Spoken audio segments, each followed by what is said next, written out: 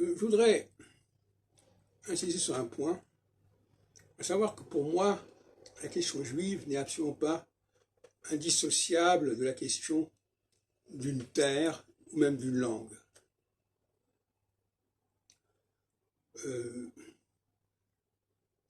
Moi, j'ai une démarche préhistorique, si on peut dire, c'est-à-dire que j'essaie de remonter beaucoup plus en amont et ne veux pas être cantonné à des avatars tardifs, dans aucun domaine. Alors, remonter en amont, c'est évidemment spéculer quelque part. Parce qu'en amont, pour moi, c'est aller au-delà des documents qui nous sont parvenus. C'est pour moi ça, c'est ça l'amont.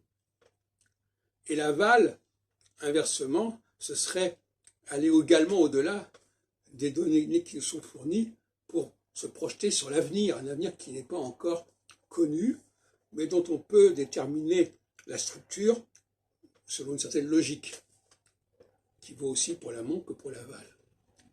Donc pour moi, l'amont et l'aval, ce sont deux infinis qu'il faut explorer. Et par conséquent, bon, d'où viennent les juifs le mot juif lui-même n'est probablement pas pertinent.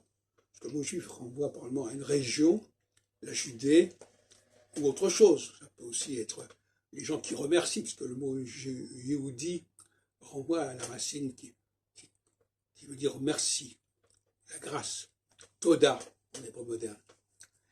Mais enfin bon, toujours est-il que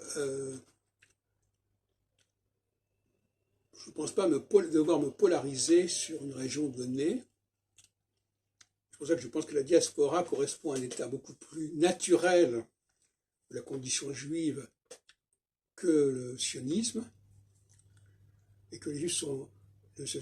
Et d'ailleurs, le XXe siècle a montré à quel point le rassemblement des juifs, la concentration des juifs dans des camps ou dans un espace géographique donné était propre au XXe siècle, notamment la première moitié du XXe siècle, au milieu du XXe siècle, si on préfère, et que ce n'était pas forcément évident.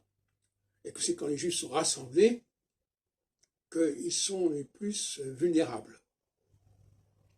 Et qui sont à la merci, notamment, par exemple, d'une attaque atomique aujourd'hui, comme on croit avec l'Iran. Mais je veux dire que à aucun moment les juifs ont été aussi menacés dans leur existence que lorsqu'on les a rassemblés soit à Auschwitz, soit à Tel Aviv.